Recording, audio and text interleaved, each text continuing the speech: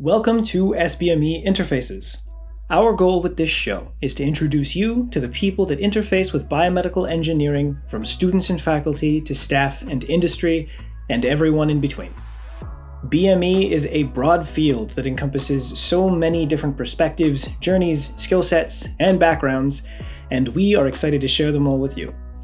Today we are interfacing with Ubaka Ogbogu. He's an associate professor in the Faculty of Law and the Katz Research Fellow in Health Law and Science Policy at the University of Alberta. He's recipient of many awards, including the Confederation of Alberta Faculty Association Distinguished Academic Early Career Award. That's a mouthful. And he became a Pierre, Elliott, Trudeau Foundation Fellow in 2020.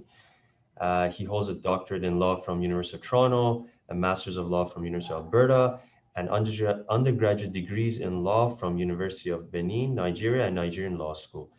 His work is focused broadly on the ethical, legal, and societal implications of novel and emerging biotechnologies and associated research. He has been involved in many prominent national and international biotechnology policymaking activities and writes and comments frequently in popular press on matters related to impacts of biotechnology science on society. Welcome, Ubaka. Thank you. Great to be with you guys.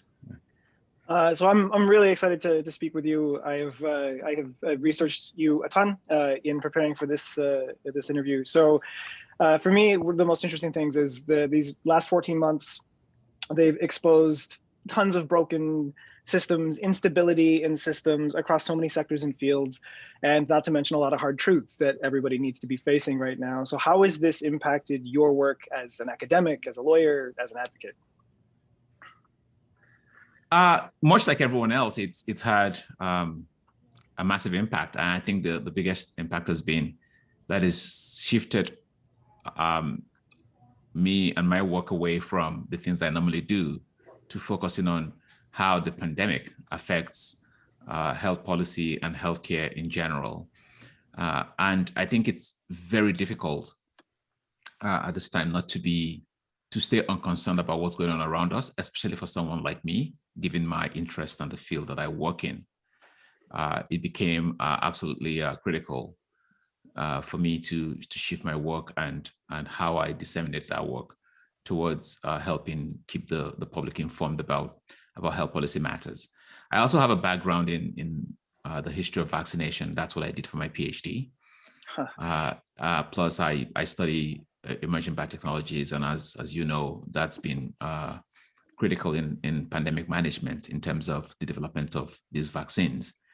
But also some of the issues that were in many ways ignored prior to this pandemic, things around social inequities and social determinants of health and how we ignore that, things around global justice and fairness in terms of the distribution of the benefits and burdens of biotechnology.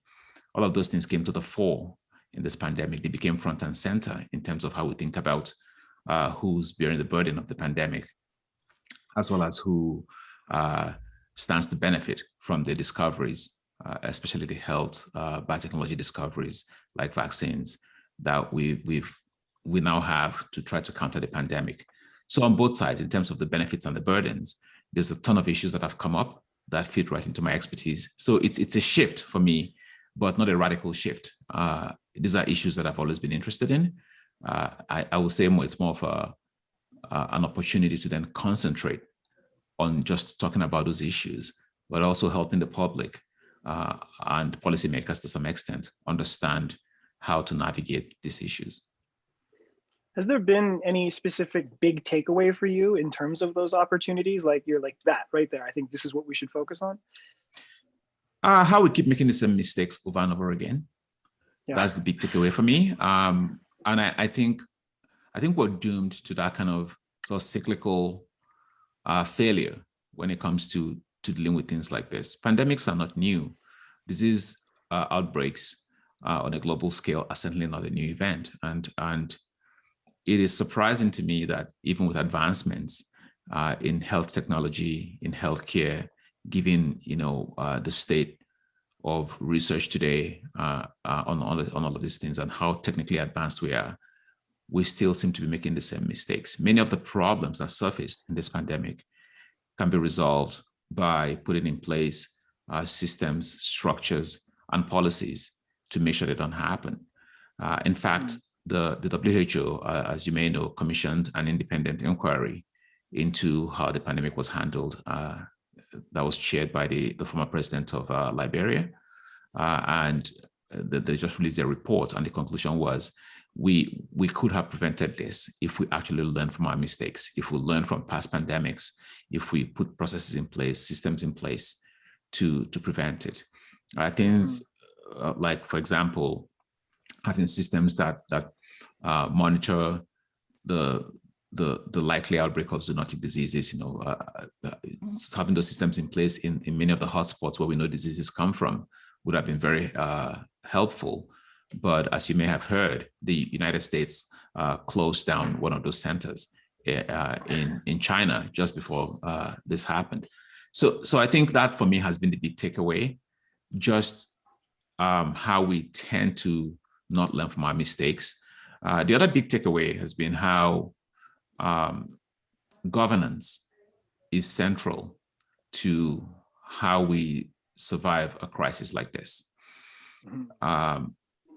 Even if we have systems in place and policies in place, we need to have good governance that goes along with it. And we need to be able to have persons who manage those systems, who can use the right mechanisms, apply science where science is needed, and be able to sort of balance all the factors, the complex factors that go into managing a pandemic. And I think there's been, as we've seen, deep contrasts in governance styles in different regions, and that has affected outcomes in terms of success or failure with the pandemic. The other thing too is, I think that we have a crisis. The other big takeaway is that we have a crisis in terms of trust in science, science communication, and how science attunes itself to addressing the issues of global justice and inequity that I talked about before. So many complex problems. I mean, these three things that I mentioned: trust in science, science communication, and science as a tool for achieving global justice and fairness. You could do 3 podcasts on those topics. Yeah. They're massive topics, but I've come to realize how science is intimately tied to successful outcomes in terms of things like this, and how if we don't handle the science right, or we don't handle the communication of science right, or we reach a situation where people don't have trust in scientists and in the science that they produce or develop, then we might as well just close shop and go away, because we're not going to achieve much in terms of success. Mm-hmm.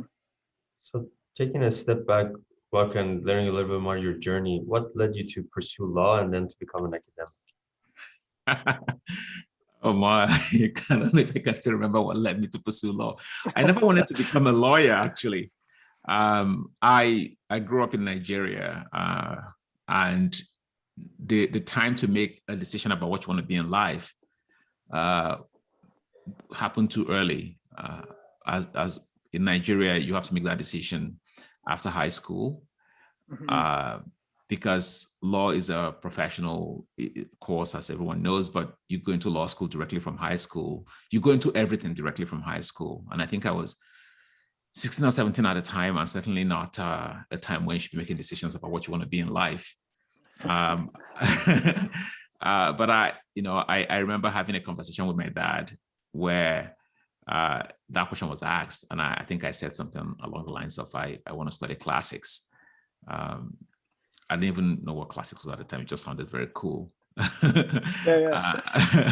And he said, well, you should probably think about not doing that, because you're going to probably die poor.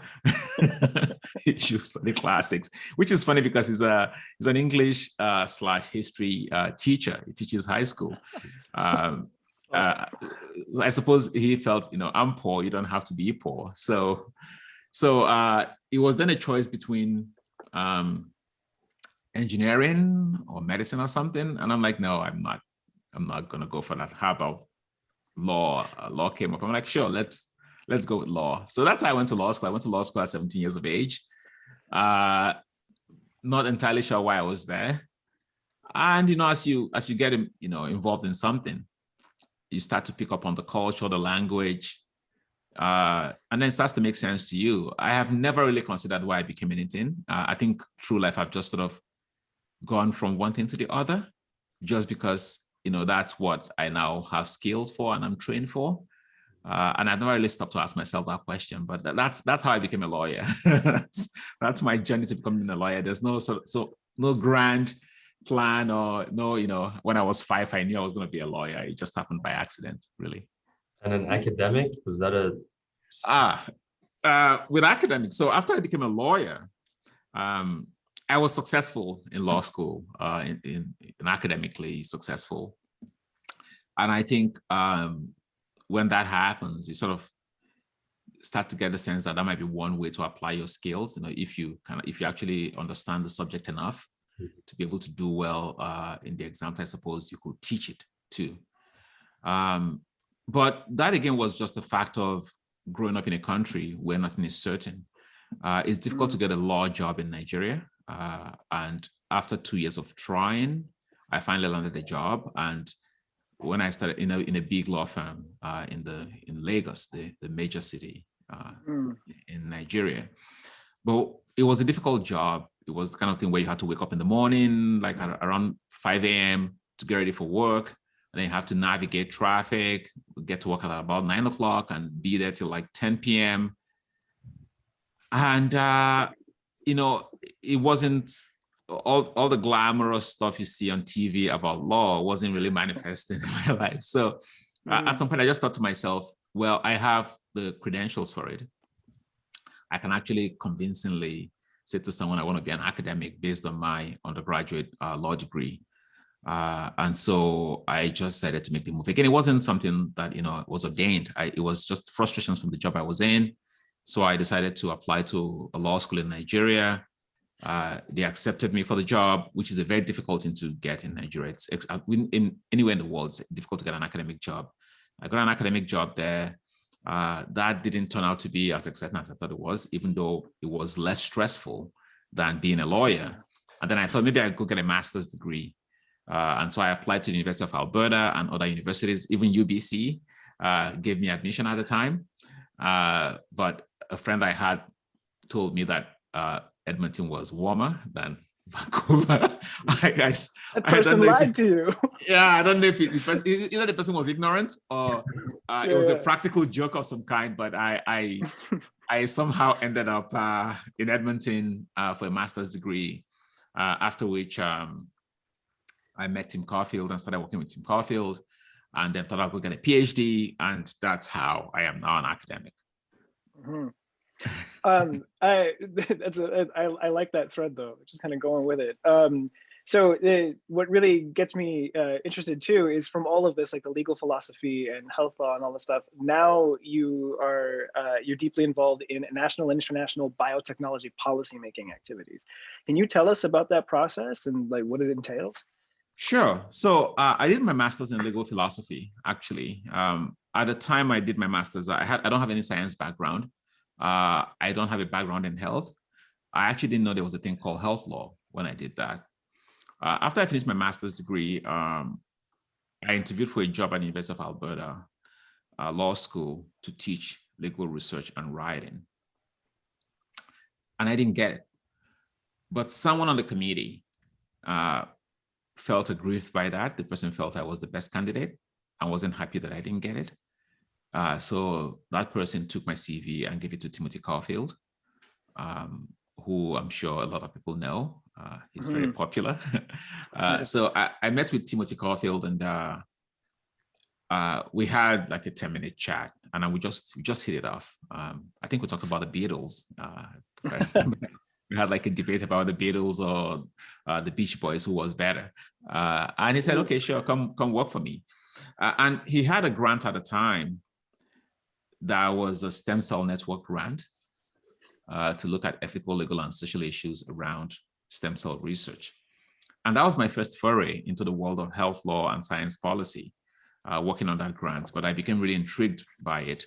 And after working with Tim for about 3 years, I decided to pursue a doctorate in the field of health law. But the thing about working with Tim and the rest of the team at the Health Law Institute at the University of Alberta is that our work is not focused on just studying issues and publishing in peer-reviewed journals. We kind of think of it the same way that you can think of sort of the bench to bedside approach in research and development around what you guys do. So it starts with, you get a grant to study an issue, you then study the issue, and we use a variety of methods to study these issues. We use sort of black letter law approach. You're reading books, you're analyzing them. We use empirical methods. So we do quantitative and qualitative analysis, content analysis of newspapers. We do public opinion research to determine what the public attitudes are around biotechnology. But more importantly, we also do a lot of policy engagement work. So this is where you bring together other academics, scientists, and policymakers in workshops or conferences. We actually consider that to be part of our suite of tools that we use to study the issues we study. And those policy engagement activities expose you very quickly to the community. It exposes you very quickly to scientists working in the field who you learn a lot from about what they actually do. There's a cross-pollination and collaboration that happens in that process. It introduces you to policymakers. It gets you into the right rooms. And in doing that, I think the process just organically evolves into involvement in national and international policymaking, because it's a tool that we use in our toolbox to research and solve problems. It becomes inevitable that at some point you will take it outside of your lab, so to speak, at the U of A, and then go into places like meeting rooms in Ottawa, meeting rooms in Toronto, in Vancouver, and internationally. And so it's evolved that way.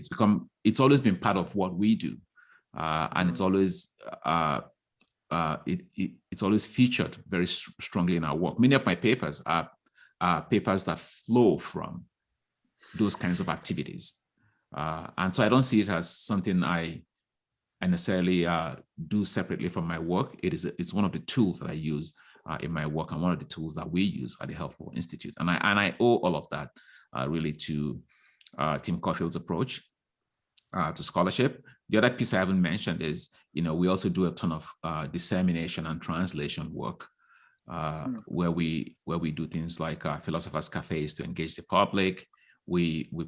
For every article that we publish in a peer-reviewed journal, we do a version of it for the popular press through op-eds or commentaries. I'm very active on Twitter in terms of disseminating knowledge. I do a lot of public talks.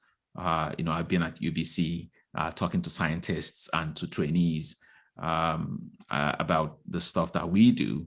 And so there's that dissemination aspect as well, which I kind of see as sort of the bedside approach. So we've taken it from the bench to the bedside, to the public. We also make sure that we engage policymakers. We want to see a policy outcome from the work that we do.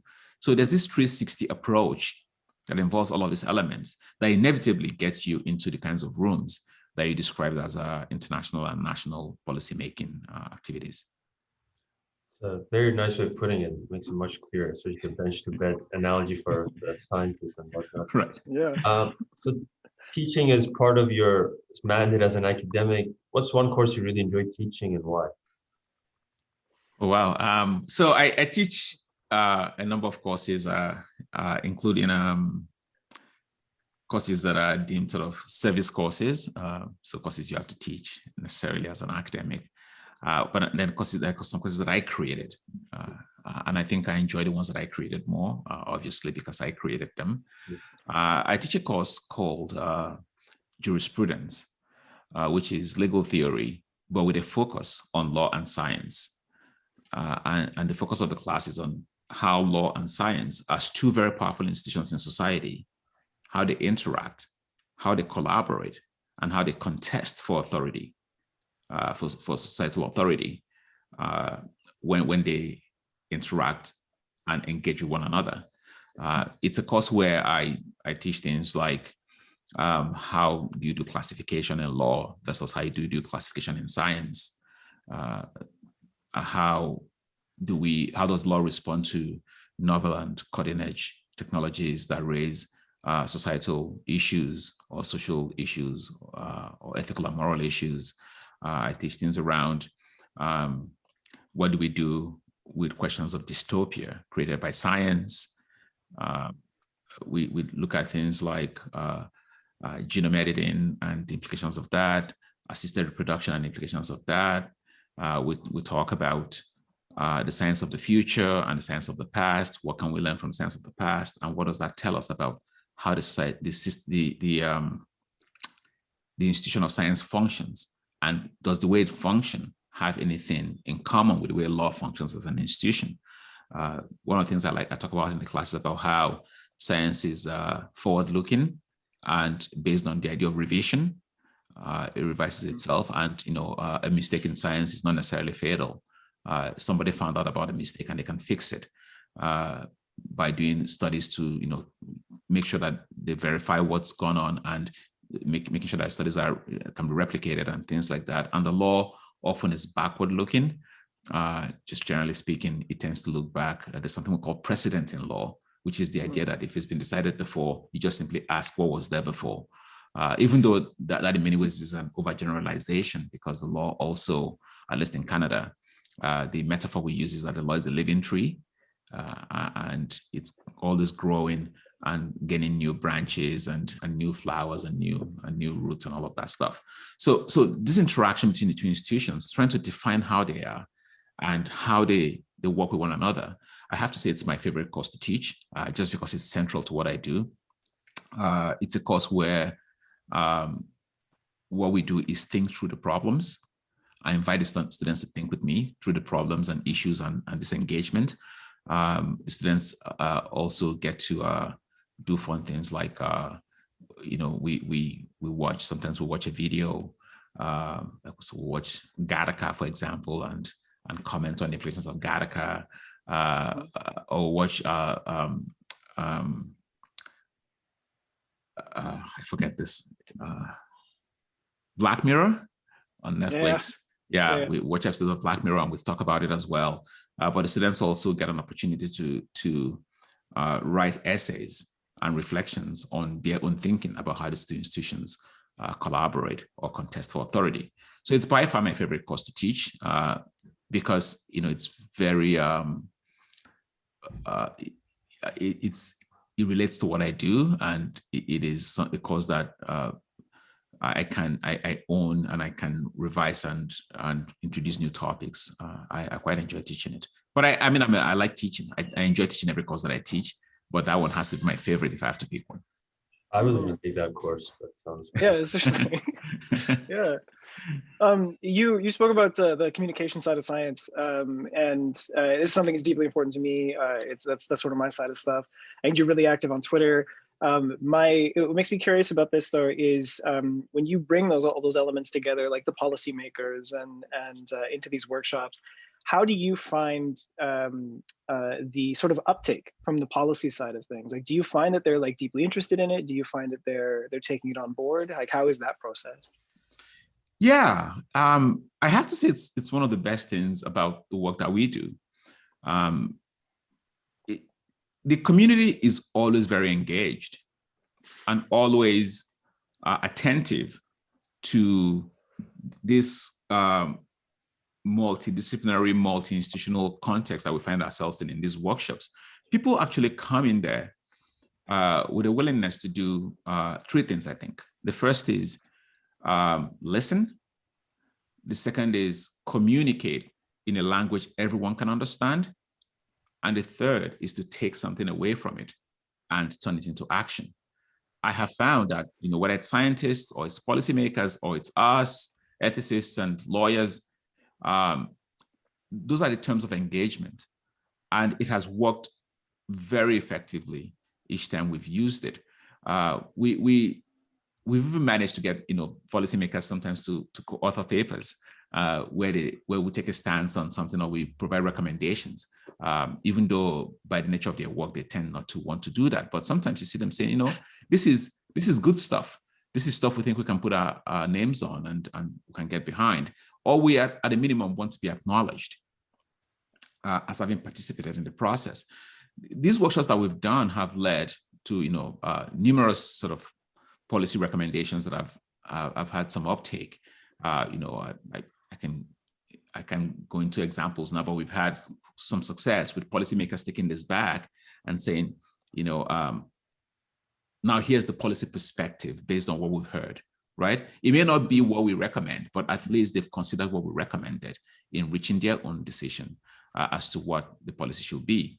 So it's been, I will say, everyone comes to the table with a willingness to listen, engage in a way that everyone that can develop a common language, but also take away something that allows us to feel like this has not just been a process of getting together, eating, whatever hotel breakfast, and and going for drinks. So yeah, it truly is,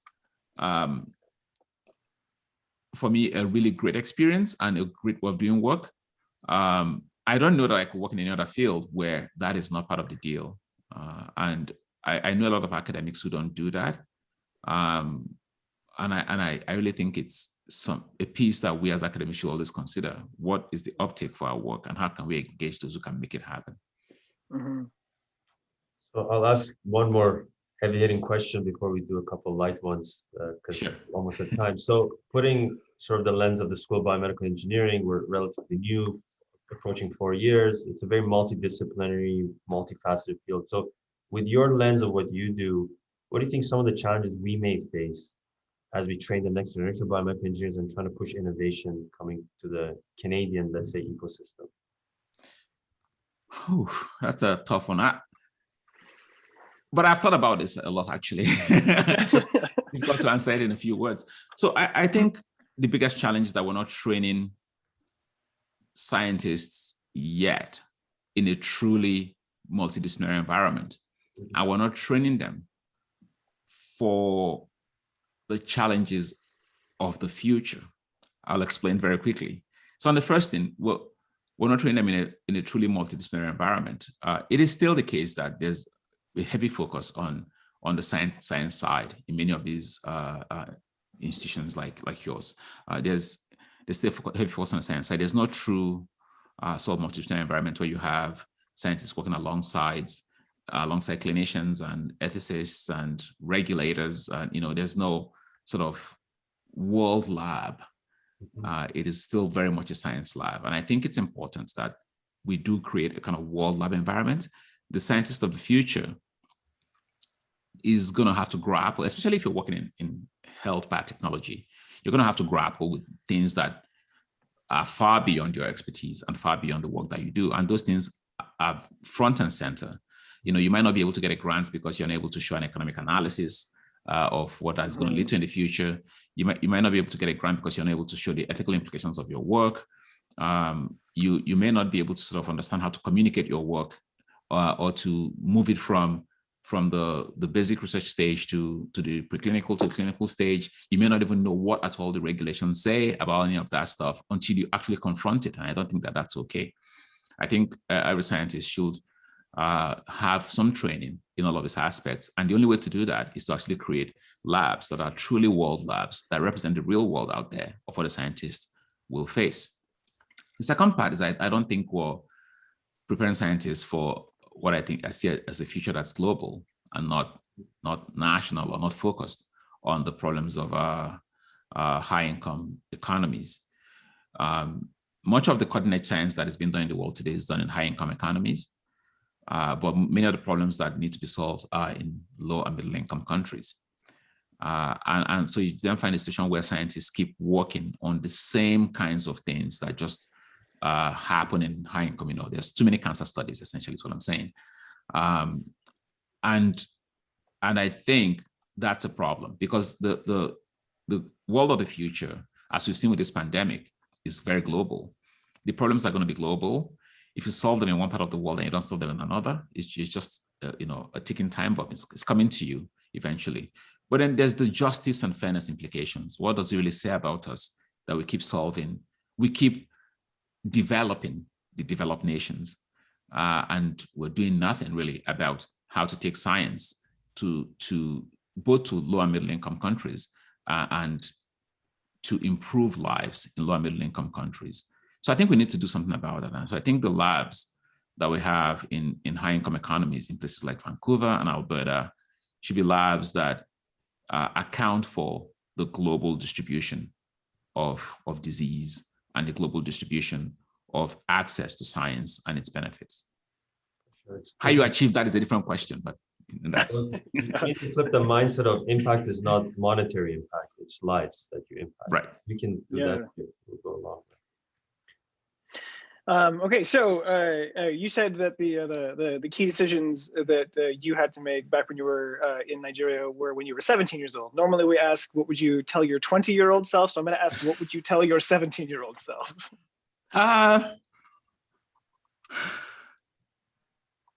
Do it all the same again, the same way again.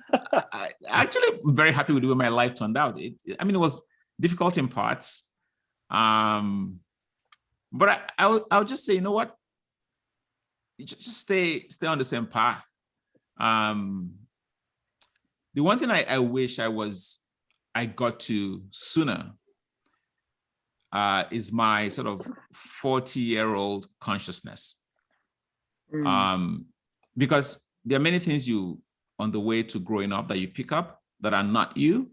There are things that you're picking up because you're being influenced by the environment you're in.